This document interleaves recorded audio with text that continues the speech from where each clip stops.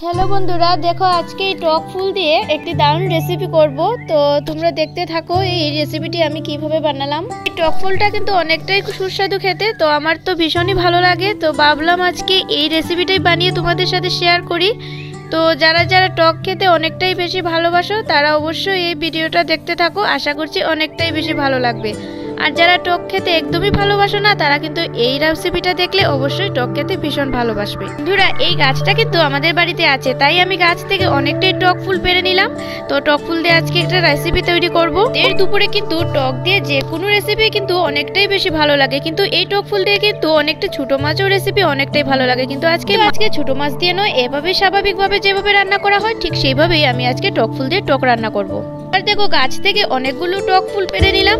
এবার এই টক ফুলের উপরে যে পাপড়িগুলো আছে সেগুলোকে ছুটিয়ে নিচ্ছি। এই রেসিপিটা করতে কিন্তু এই ফুলের এই পাপড়িগুলোই প্রয়োজন, আর কিছুর প্রয়োজন নেই।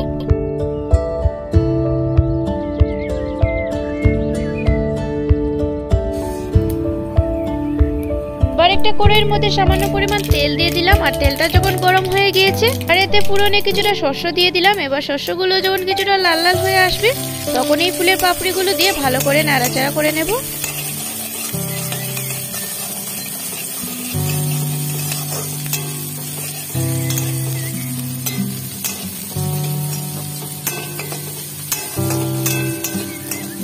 আর এতে চিনি দিয়ে দিলাম, কিন্তু এখানে চিনির পরিমাণ হবে যতটুকু পাপড়ি থাকবে তার থেকে 3 গুণ বেশি চিনি দিতে হবে।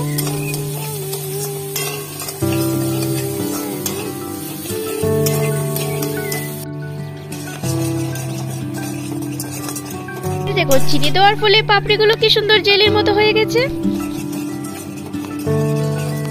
আবার তোমরা চাইলে কিন্তু এই জেলি হিসাবে এই রেসিপিটা নামিয়ে নিতে পারো, কিন্তু এখন আমি নামাবো না, কারণ আমি জেলি নয় একটু ঝুল ঝুল করে এই রেসিপিটা বানিয়ে নেব। বাড়িতে পরিমাণ মতো হলুদ গুঁড়ো, নুন আর একটা কাঁচা লঙ্কা দিয়ে দিব, আর ভালো করে ফুটতে দেবো কিছু সময়।